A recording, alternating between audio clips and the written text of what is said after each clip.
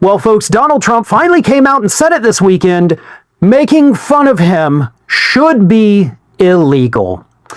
Now, this is something we have expected, for this administration to make into actual policy at any given point during his presidency, because after all, Donald Trump is the thinnest-skinned, biggest pansy we have ever seen serving as president of the United States, and even the most mild of criticisms towards him make him go off on social media and cry like a little baby.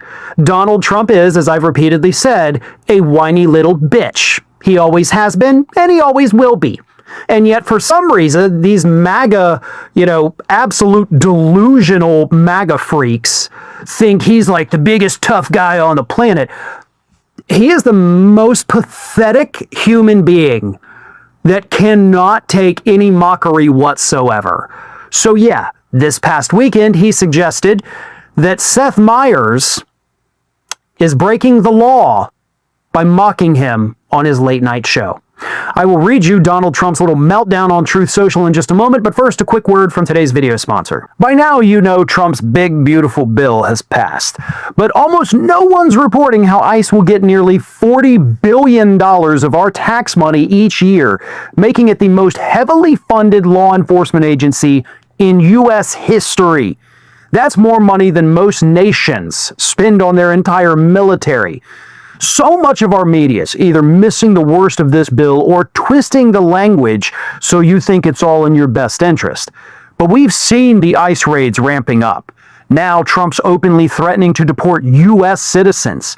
This should be the biggest story in America, yet it's buried. Making ground news essential right now is what all of this is doing. They're the only tool I've found exposing these blind spots in the media. By gathering the world's news in one place, organizing it by story, then analyzing just how far right and radical each unbiased source actually is, you get way more context than you ever would anywhere else. If we're being honest, we've seen Trump's power grabs throughout history. They said never again, and that means never again everywhere. And right now, it's happening here. So if you want to stay ahead on immigration, the economy, or simply finding the stories missing from your news feeds, Ground News has you covered.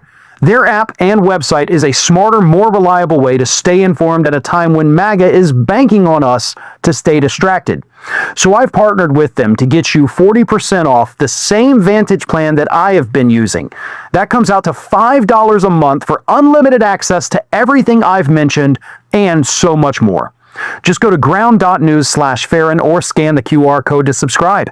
With at least another 4 years of this, we can't afford to miss these details. So our thin-skinned President Baby Pants decided to get on Truth Social on this weekend after, I guess, watching a TiVoed version of Seth Meyers' episode from a few days prior, where he did make fun of Donald Trump because that's what late night hosts do. They make fun of current leaders and current events and things like that. That's how it's been throughout the entirety of late night television, through the history of comedy. It's what they do. It doesn't matter if it's a Democrat or a Republican in charge. They're going to make fun of them because people like that and they laugh at it and it's topical and timely. But Trump is the first president who can't take it whatsoever. I mean, even Richard Nixon and George W. Bush, for all the mockery they got, they never once reacted this way. But Donald Trump reacts this way constantly, and here's what he said about Seth Meyers over the weekend. Seth Meyers of NBC may be the least talented person to perform live in the history of television. In fact, he may be the worst to perform live or otherwise. I watched his show the other night for the first time in years. First of all, that's a lie. You watch it frequently because you frequently have meltdowns about it, at least once a month. In it, he talked endlessly about electric catapults on aircraft carriers, which I complain about as not being as good as much less expensive steam catapults. On and on he went, a truly deranged lunatic. Why does NBC waste its time and money on a guy like this? No talent, no ratings, 100% anti-Trump, which is probably illegal. Okay, yeah, there's definitely a deranged lunatic as part of this story, but it's definitely not Seth Meyers. It's you thin-skinned, whiny baby bitch. That's what you are, and I love saying it because I think it needs to be said more. Let's just call him President Baby Bitch from now on, because that's what he is. It's not illegal in any way for anyone to mock anyone else in this country for anything. Now, depending on what you're mocking them for, could get you canceled, sure, so be careful with that. But we do still, at the moment, maybe tomorrow is going to be different, but as of right this second, we still have freedom of speech here in the United States. I don't imagine that's going to last much longer. Donald Trump definitely wants to be a fascist dictator, and one of the characteristics of fascist dictatorships is you cannot in any way criticize the leadership of the country. Look at Saudi Arabia.